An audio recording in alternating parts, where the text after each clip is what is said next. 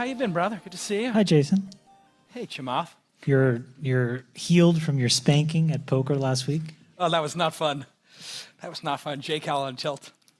But there was some good wine, and it was good to have you back. J. Cal is a mouthy little guy for the last 18 months. While I was healing myself, I was not at the poker game. He was running over everybody verbally. And I showed up, and for the first 15 minutes, all I did was literally tear everybody a new one. Just randomly. Destroyed. I mean, just destroying everything. The DoorDash guy was destroyed. Everybody was in a puddle. It was brutal. Yeah. But and then J. Cal lost. When J. Cal loses, he shuts up. He clams up. He gets really quiet. I get very frustrated with myself when I make bad plays. I don't get frustrated by randomness. I don't mind getting sucked out on. I know when I did something stupid. Try to get better. But speaking about doing stupid stuff, hey, how's the last year been for you? Last year has really, I mean, honestly, I'm being facetious, but there's been a lot of changes. It has been the most incredible year of my life. Yeah, the last 18 months has probably been the most profound 18 months of my life. Well, let's get into it a bit. I remember you were here a couple years ago, and obviously you've spoken at our events, been on the pod a whole bunch of times. You're one of the highest rated speakers we've ever had because you're always very candid. You're also very ambitious. And I watched Social Capital go from being what I would call the classic Series A and seed stage fund, and then you added an IPOA, and then you added a growth fund and a hedge fund, and this grand vision started to emerge. And now it seems like you've deprecated all that and gotten back to the roots. What happened? Why? How did you wind up here? Well, it was a lot of me just trying to figure out who I was as a person and trying to just have confidence in myself and not be so completely insecure. And a lot of my success was always rooted in this massive inferiority complex that I had. Not white, not rich, not well educated, blah, blah, blah, blah, blah. You know, you pack on all this baggage over so many years. But it can be really instrumental in motivating you. And it was very motivating for me. And so it worked for a really long time. But then I started to fall for a lot of the trappings of what some of that had given me. Meaning, you know, when I was in sort of years 6, 7, and 8 of Social Capital, I frankly got distracted. I started out with this mission of wanting to work on really important companies and ideas and work with founders for, you know, decades. And I thought that's what would be necessary to really solve some important problems in the world. And so in order to do that, I thought, well, let me put in a lot of my own money and then I'll establish control. And all of that was true, but I still fell for it. Next thing you know, I was flying around London, Paris, New York, Abu Dhabi, Riyadh, and you're meeting with all these people that you think are important. And as with a lot of things, what happens in mythology is when you get close to the myth, it disintegrates and you realize that there's really not much there. And that oftentimes the emperor has no clothes. Like think about all of the entrepreneurs you aspire to meet that you think are exceptional. I probably know all of them. You would probably, and I, if we rated 1 to 10, would give them very different scores. Because they're just normal people. And they have the same weaknesses and, you know, faults and trappings that we all do. And so in any event, the point is, I got to a place where I was like, nothing is working for me, meaning I was richer than I had ever been, or more well-known, or more notoriety, and I was so thoroughly unhappy. And you got the NBA team, or a piece of it, a big piece of it, the Warriors, that won multiple championships. And that was mind-blowing for both of us to hang out at Warrior games or take them to Vegas. Yeah, have fun. And it was kind of mind-blowing. But at the end of the day, you kind of drifted away from what you were good at. I was not happy. I mean, well, at the core of it, I was just fundamentally not happy. And so how does it manifest? It manifests in the following ways. One, I was very emotionally unavailable to my family. I was unemotional to my friends, unavailable. I was basically absent, building a business that I didn't want to be building, meaning constantly on the road, constantly on a plane, beating up my body, beating up my mind. And it took me in these last 18 months the courage to just say enough. And basically what it was me seeking out my own therapy. And all of a sudden I realized there is so much baggage that relates to the trauma that I had when I was a kid. And I had always talked about it, but I'd never really dealt with it. you know?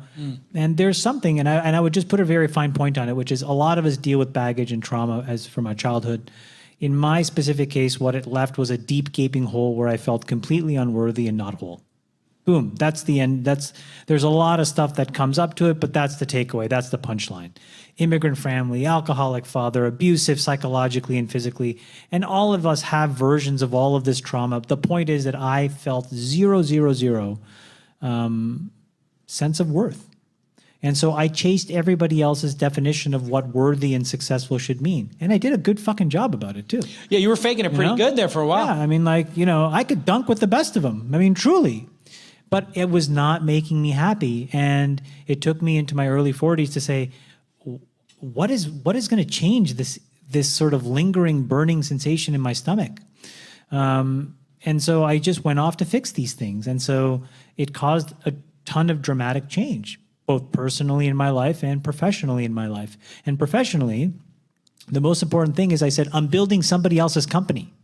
And I'm sure all of you guys, founders, have felt that moment where it's like, am I building the thing that I want, or am I building the thing that somebody else wants? Well, these investors will tell you they'll give me money if you do this, and this. Some of it feels core. Some of it doesn't feel core. Well, guess what happens when somebody tells you, Chamath, I'll give you $5 billion. You just need to do this, and this. And I'm like, I don't need your $5 billion. But then my partner's like, no, we want theirs too, and yours. And if you don't do it, we will quit, or this and that. And all of a sudden it's like, the business of being in a business takes over, and then you forget what you were there for in the first place. Mission goes out the door, values go out the door, the way in which you made decisions go out the door, your risk tolerance changes. Again, I think what I went through, a lot of founders go through. And there have to be these moments where you basically circle the wagons and say, enough's enough, or you capitulate. And that was my choice. I had to either capitulate, or I had to basically rip it all down. And well, thank you for sharing, number one. I think it's really honest sort of assessment. I think, sure.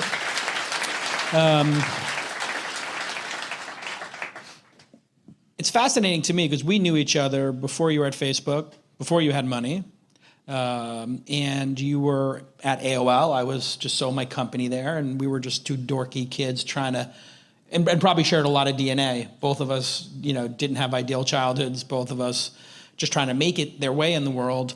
And then you got to this point where you felt like, I'm not happy anymore. And why am I trying to impress these other people? What's the core of that? Why were you trying to be part of this like big, grand hedge fund world? Because you were so good at it. You went to that, what's that conference in New York where you picked something? Irisone. No, I was You the were best. on the stage at the I was the best. I was running until we shut it down. Top 2% hedge fund in the world. And I was doing it an hour a week. Yeah. I mean, it was an enormous amount of money, but I literally spent an hour a week doing that job, and it was a top 2% hedge fund. Right. And you're invited to speak at the hedge fund of hedge fund conference. And it's intoxicating because you're speaking, and I spoke about Box, and they show a little ticker, and Box literally rips up, and it's up like 50% from where it was.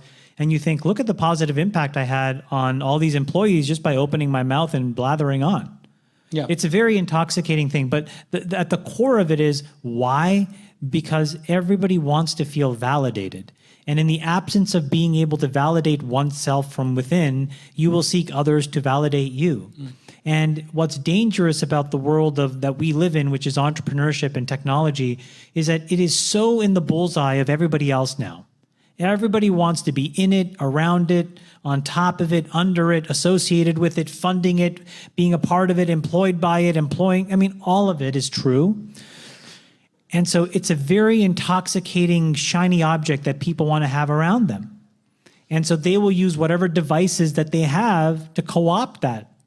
And in my case, it was a very practical equation, which is these governments, these pension funds, these family offices, these very famous, important people have all this money. They're like, Chamath, come here, blah, blah, blah. And you start to fall for it. And I fell for it. And I fell for it for a long time. And then eventually, again, the mythology starts to wane. And you realize, again, I'm sure you guys had this. Oh, this investor who I let into my cap table, who I thought was going to solve all my problems, turns out he's just as fucking stupid as I am. And it turns out, wait a minute, if I don't solve this problem, no one's going to solve this problem. Oh, wait a minute, this person that I hired on my team who was supposed to solve all my problems, not so much. If I don't help solve it, it's not going to get solved. I mean, it all goes back to this fundamental belief in oneself. And it was much easier for me to have that in small doses, in small things. Very difficult for me to have it in big doses in the things that mattered, until I went back and I fixed the core toolbox that I used to build myself up in the morning. And that took a long time. And now what is social capital? The partnership's been dropped. It will be what it always has been. You know, I think, like, look, when I read articles and you see all the negative press, and it was so weird because I'm about to publish our annual investor letter, and I'll just preview it to you for a second. Our returns are bananas, okay? I've made more in the last 8 years compared to the S&P than Buffett did in the first 8 years of Berkshire. Buffett did 1,000 points of alpha. I did 1,800 points of alpha. My returns are double Buffett's. And that's not including Bitcoin, Amazon, and the Warriors, which I did off balance sheet in my own money. So there was nothing to numerically complain about. The job that we were doing. But I was so empty because I was like, we're not doing the job that we were supposed to be doing. Which was investing in healthcare, education. Not even in investing. The point is, like, you need to be there to, like, basically take a stand on issues. And I have the bully pulpit to do it. We had the capital to do it, but we weren't doing it in as much of a way that we should have been. Climate change still ripping away unabated. What is anybody doing about it? You know, education is eroding at the seams. What is anybody really doing about it? Drug costs through the ceiling. The United States healthcare system worse and worse and worse every year, even though we spend more and more and more. What is anybody really doing about it? And the answer is not as much as it needs to be done. Yeah. And certainly not as much. And so that's not a conversation of investing or IRRs or blah, blah, blahs. It's about ideas, and it's about people, and it's about drawing a line in the sand and doing things. And I was good at that for a while, and then I stopped focusing on it. And so what we are today is an attempt to get back to where we started and what we should have always been, which is really interesting ways of solving very difficult problems that, if they are solved, matter in the world. A very long-term byproduct of that will be more capital. I suspect enormous amounts, way more than a traditional investing job will do. But that's a byproduct, because when you measure and quantify the absolute value of progress, it's way more enormous than measuring the absolute value of discounted cash flows. And that's what people don't get. And they get lost in all of this stuff. And particularly now, when tech is so hot and so interesting and blah, blah, blah, it's easy to lose sight of what's really important. So we are permanent capital, starting with $2 billion of my own money. We are investing as much as we need for as long as we want in the things that are important. And what's great about that is that there's no LPs. There's no decision making that isn't just about a group of us that are very technical and product oriented, can ask and answer extremely important technical questions. And then we have an entire network of people around us that is wholly different than what they were. Partnerships with the Salk Institute, partnerships with MIT, partnerships with Xerox PARC, partnerships with 40 postdocs, doing all kinds of really interesting research in the world so we can learn from these folks who are really on the ground, selflessly trying to solve important issues in the world. And when we can translate, when we can learn, then we can go off and do interesting things. And those companies now, Jason, you know, that we really started in Fund 1 are doing exceptionally well. You know, I used to do this thing every quarter where I would ask the team, hey guys, tell me all of our companies what you think the exits will be. And I always used it for two reasons. One, to validate that whatever they thought was going to happen wasn't. And two, was who was obvious and should be fired first. Because it's very easy for some numbskull to basically say, oh, well, this one with the most revenue is worth the most money, right? That's easy. But how hard is it for someone to actually project forward what the real value of a market and a business should be, and how things should be changed and manipulated and morphed to max value? And I find that there were a few people who were consistently really good at it. They're still here. You know? And so I'm happy to be around folks that can actually see the forest from the trees this way. Like, you know, I remember we put in a few $1 million around this idea of small-scale satellites. And this entrepreneur, she was superb, and she could not get a meeting. And what's so lucky for us is we met her after an entire, fakakta process where all the traditional folks were like, no. And we gave her what she needed, et cetera, et cetera. And she is literally off to the races, off to space, launching an entire constellation that'll basically become like an alternative low-cost version of the internet. Mega huge multi-trillion dollar, close to $1 trillion companies talk about it. They blather on about it. They do fucking keynotes about it. She's done it. And she's done it with $3 million. That's bananas. Yeah. And so I need to be around people like her. The hype has gotten a little bit out of control. It's out of control. Yeah. It's out of control. What do you think the end is? What is the end game here? Well, we are, make no mistake, well, you are, I'm out, because I sold, but you guys are in the middle of an enormous multivariate kind of Ponzi scheme. And so let me explain that to you because it's important for you to understand. You get courted by investors, okay? These are not people writing checks out of their own balance sheet. They're doing a job with other people's money. And for that, they get one thing that's obvious, which is a yearly fee. And then something that's non-obvious, which is a part of the gains if what you do works. Okay, right? Everybody understands that? That's how a fund that invests in you works. That fund is getting paid fees every year and then carry at the back end if it works, okay? They come to you. They're like, we want to partner with you. You're the best. We're going to help. You're so awesome. Have a fleece vest. It has our logo on it. We backed blah, blah, blah company. Right? That's Sure. the whole, that's the basic, that's the pitch. So you say yes. And then they give you, I'm just going to make up a number, $1 million. Then you go to your first board meeting. How fast are you growing? How many of you have had these discussions? How fast are you growing? Okay, grow faster. How many of you have had that discussion? Grow faster. Okay, most of you that raised your hand. Well, it would probably shock you to know that almost 40 cents of every venture dollar right now goes right back into the hands of Google, Facebook, and Amazon. What do you think is happening there? Do you think that's all profitable growth? No. That's there to fund your superficial growth. Just because the entrepreneur or the VC gives you $1 million and tells you to grow faster, do you have better product market fit in that moment? No. You're doing what you're told to do, which is to take their money and make the company grow, superficially grow. Then what do? They turn around to their buddies and say, look at this thing, it's growing. You should do the B. And then they come into a board meeting, they're like, guys, I think we should raise a B. How many times, you may not be late enough in that stage, but you've gone through this, Jason. You went through it with the best of them, Sequoia. No comment. Great firm. Fantastic firm. Great people. Tremendous. Tremendous.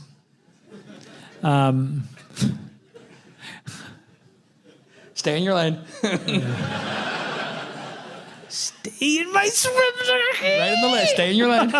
Stay in your lane. I know you're burning it all down. You start burning down my house in the process, okay? I'm still building my house. I know you. Woo. Trying to keep up here. It's not easy being in the passenger seat this time. This thing have airbags? Okay, so anyways, so then they're like, hey, you should raise a B. And some different firm, of which they're all buddies, do the B. Mark it up 4 or 5x. Now what's happened? Fund A, their returns look genius. Now it's all on paper, but it looks amazing, right? Fund B comes into the board meeting now. Hey, how fast are you growing? You got to grow faster. Okay, now 40 cents of every dollar there goes into Facebook and Google and Amazon, right? And you're buying even more unprofitable growth. It's not even clear that those LTVs and those CACs make any sense. Doesn't matter. You've been told to grow. So you're growing. You're doing your job.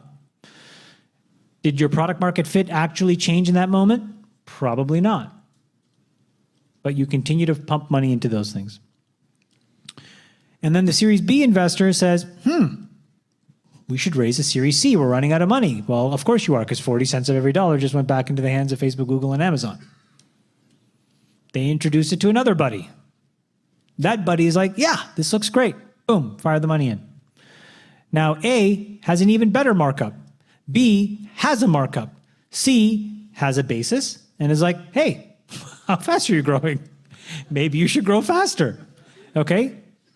Now, meanwhile, somewhere between the B and the C round, the guy who runs Fund A is like, I should raise a second fund. I'm pretty good at this. And goes to a bunch of investors and says, look at my IRR. They're amazing. Isn't this amazing? And the investors are like, yeah, this is amazing. Here's more money. And then now he or she goes and finds another batch and starts the process again. And then somewhere between the C and the D, the B guys are like, I'm pretty good at this. This is easier than I should raise a second fund. Maybe I'll make it a slightly bigger fund. I should be doing bigger checks. Raises a B, right? Raises fund 2. Finds Fund A's batch of second companies and says, hey, let's work together again. We are good at this together.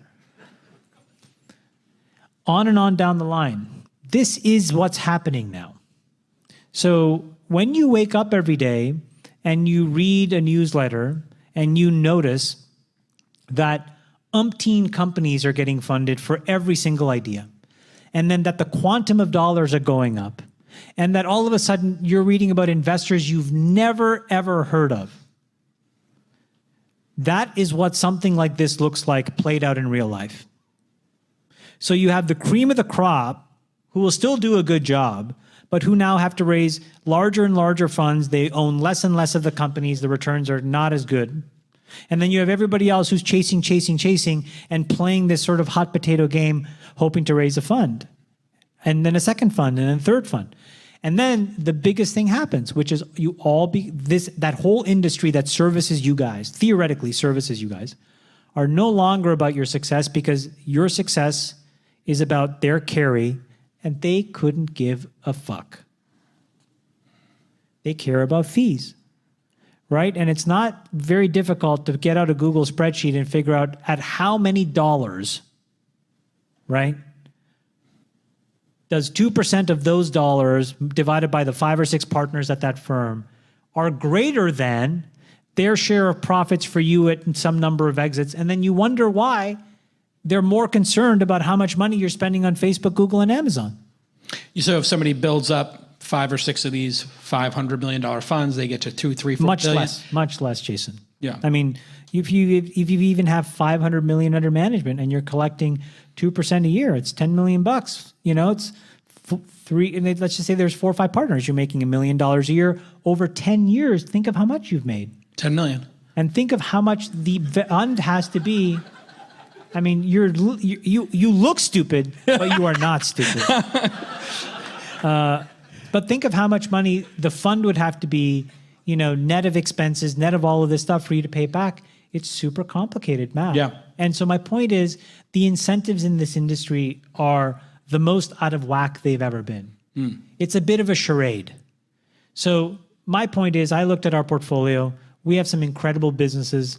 We have things that are really meaningful in the world. We have both. And I'm like, it's time to take my chips off the table. Sorry, ciao. You know? So, and I would rather sit there and wait with an enormous balance sheet of capital, find the really, really good companies that need the money, and then also wait for some of this air to get out of the balloon. Find a point where like the charade gets exposed.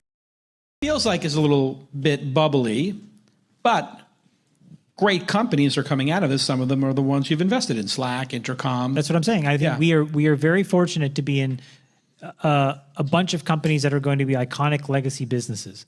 What I'm saying is the next, $250 million check I want to write, I'm more likely to just buy a company outright or give that $250 million to a company that isn't looking to raise it, but rather is like their last post was at 20 million and say, hey, listen, what you're doing is really kick-ass. It's probably going to take 25 years. Here's 250 million based on these milestones. Check in with me when you need the extra money. because quite honestly, like I think that's a healthier way. I think you'll be more impactful. And I think, again, for me, I will not be a part of this charade anymore. I don't know. And I think the charade is dangerous. And it's particularly dangerous to these companies. It's very, very dangerous to you as founders. Because again, at some point, the whole grow, grow, grow at all costs runs out of juice. You can no longer acquire at a certain point profitably in Google, Facebook, and Amazon, right? Your LTVs will get out of whack, right? Your gross margin positivity, all of a sudden to gross margin negativity. I mean, forget about net profitability. These are fundamentally broken business concepts. They don't work. They only work if the money never stops. But the money never stops until as much time as people can raise new funds. And that's predicated on people marking up old deals. You see how this whole thing, like at no point is there anything that comes back to you, the entrepreneur, that says, what's your true core product market fit and is it working? It's not part of the conversation. That is extremely dangerous. So I can't prognosticate and pick a time. That's not the point. But I think the point is that there has to be much more sobriety in terms of how companies grow. And, you know, like I've now thought to myself, my gosh, I would love to grow and find a business that can be there growing 20 to 25% a year for the next 15 years. That violates all the mechanics and all the gymnastics within a venture fund. It's like grow at 400 because we know 400 eventually decays to 12% a year. But they don't care by the time you're growing at 12% a year, because by the time 400 became 200, became 100, became 50, they've raised 2 more funds, they've marked up the rest of their deals, they've made their fees. Ciao. So how does a founder protect against investors? Grow slow. Okay. Grow real, grow slow. Grow real, grow slow. Jeff Bezos grew Amazon. And I mean, this is what's so bananas. Like, none of us go back and look at the people we really want to be like. I'd like to be like that guy. He's in his 50s. He's ripped. He's rich as fuck. And he's a genius. Yeah. Okay? That guy basically grew at 25% a year for fucking 25 years. I'm sorry, but that's drop the mic level stuff there. That's not, 400, 8%. I don't know what's going on. You know, you can't come out of the gate too fast. And I've learned that the hard way. So that's one really important thing. I have a very simple thing that I draw on the box now to my team. I'm like, here's a 2x2 matrix. Draw it out if you want, okay? This x-axis is capital light, capital heavy, x-axis. The y-axis is obvious, non-obvious. Wherever you are, you want to be, whether you're obvious or non-obvious, you want to be in that capital light column. Think of where venture excels. Venture excels in obvious meets capital heavy. Look at scooters. It's not to make fun. Scooters is an exceptionally obvious business model, right? Well, you'd say, well, we had planes on charter 25 years ago through NetJets. We eventually had smaller planes on charter. Then we had buses on charter. Then we had limousines on charter. Then we had cars on charter. Then we had cheaper cars on charter. Then we were pooling cars. Then we had bicycles. I mean, you literally did not have to be as smart as you to take that trail of breadcrumbs and say, well, what's the quantum of transport that's smaller than a bicycle but greater than your feet? Rollerblades. Rollerblades. Just littered all over San Francisco. Just right. Rollerblades everywhere. Rollerblades. Put your feet in. See what happens. Yeah. Could be anything in there. Could be anything in there. Needles. Hypodermic needles. Rats. Feces. Anything. Human. Dog. Yeah. You know, by the way, when you become mayor and fix this town, I'm going to move back here. That's my commitment to you. I like it. MayorJason.com approves. So basically, like, but think about that, right? But now think about how much money has gone into that category. Billions. Hundreds of millions. And the delta of time that those companies have existed, 18 months, 24 months. But again, obvious, capital heavy. Why? Because it pays off the charade. Get it in there, fire it in, buy some ads, blah, blah, blah, grow so fast, get somebody else, put some more money in, fire some ads, buy some growth, blah, blah, blah. Jesus Christ. I mean, like, is that how great businesses get built? In my opinion, probably not. Then you have people like Elon, and he's like, well, I'm going to do the other thing, which is like capital heavy, non-obvious. And basically, unless you're as smart as he is, it's the dumbest thing to do. Rocket ships, cars, electric right? cars, power walls. Then I would say there's the rest of us. And I would say non-obvious or obvious, you're not going to know a priori, but capital heavy, capital light, you can control. And I love this idea of things like, for example, we're incubating a company right now, which I just absolutely fundamentally love. It is in a non-obvious space that is extremely capital heavy. And our approach is basically unbelievably obvious to us because we come from the internet, and it's exceptionally capital light. Think about it as, it takes $2 billion to launch a product. And that $2 billion, because of how much it costs, you need like 20,000 customers. And we go off and we find those 20,000 customers for $2,000. And we're like, $2 billion is spent to acquire these people? What? And so, but instead what we said was, let's just seed it with 50K. It's kind of working. Let's put in another 200K. It's kind of working. My point is, there's a level of discipline I've arrived at now in terms of the things that I think should be how I like companies to be built, because otherwise you're always going to be getting whipsawed by the fund dynamics, by what LPs are demanding of the GPs, by what GPs have issues with respect to compensation. And so there's a whole bunch of vagaries that have nothing to do with you. Well, I'm building a house in Atherton. I leased a fancy car. I'll do your deal. Because I think it's growing fast enough where somebody else will mark up my deal. That'll allow me to raise a new fund, which will allow me to get the 2%, which will allow me to increase my compensation, which will pay for my car. I'm sorry, guys, but like if you think that that's not what's happening, you're lying to yourself. You are lying to yourself. Why are the LPs going along with this? I'm curious. Well, some LPs are actually unbelievably superb. I'll publish this in my letter, but like we looked at a composition of our LPs, and we're going to kind of expose this so people see. But 80% of them are family offices, and they're exceptional because they are like folks like us. They're kind of like grinders. Some of us got lucky, some didn't, then some got really lucky, and they're all pretty like low key and are like they want to be around people like us, and it's wonderful. They're builders. Roll up your sleeves. They're builders, and then they value building, and they don't value all the high gloss veneer of service providers. Service providers are very intoxicating because they put a high gloss veneer of basically being a parasitic, blood sucking piece of shit on a builder. That's what I was going to say. But anyway, service providers aside, what the fuck are we talking about? Oh yeah, the LPs, the good ones. Endowments. Kick ass. Foundations kick ass. Just because we have a couple of foundations who do a ton of stuff in medical research, and it's inspiring.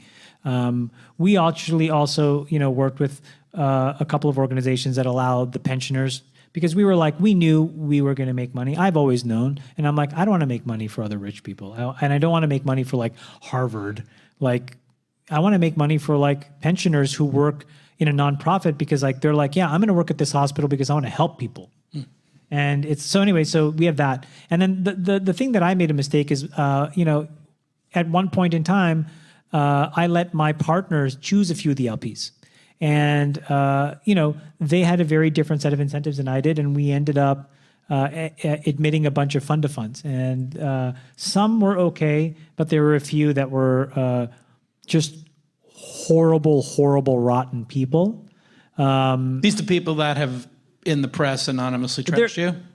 I'm not sure. I don't know, because these are all. Well, to be honest with you, Jason, if I had to really internalize, I think a bunch of my former partners said that as well. Like, at the end of the day, I was tricking myself and them. This was a benevolent dictatorship that I tried to pretend was a democracy. And I should have just owned that. And it's not to say that it's right or wrong, but I had the right to start a company the way I wanted, run my way on my terms. I have earned that right. And I should have just been more honest with everybody. Now, was I honest in the docs that everybody signed? Yes. Was I honest in when their lawyers who I paid for reviewed the things that said he has absolute control and can do whatever he wants whenever he wants? Was that honest? Yes. But at the end of the day, I was still like, guys, it's a community. Let's work together. It's nice. I like what you think. Yes. But then when push came to shove, big decisions, I was like, sorry, we're doing this. Sorry, we're not doing it. Right. And that's not for everybody. And it was for me. And so, those guys really chafed at that. Yeah. But yeah, like the people that are sniping, at the end of the day, press is there to basically, you said this incredibly well. It's about criticism. And criticism is two things. The positive way that I took criticism is, what did I do wrong and how do I make myself better as a human being? And the takeaway from there is I made a lot of people feel very unworthy and unseen because of my style. And I have to be more coherent and honest with my style and allow people to choose whether to be around it or not, right? But the second part, which is less about me and more about them, is like, nobody remembers a critic. No. And at the end of the day, critics are there to basically amplify other people's frustration. So you can take the little bit of it that's positive, but otherwise you got to block it out. I mean, you guys are trying to build things. That's so hard. Nobody believes. It's so dark. You're all alone. Last thing you want is someone telling you that you can't do it. Like, fuck those people. Especially if they're just doing it to get page views.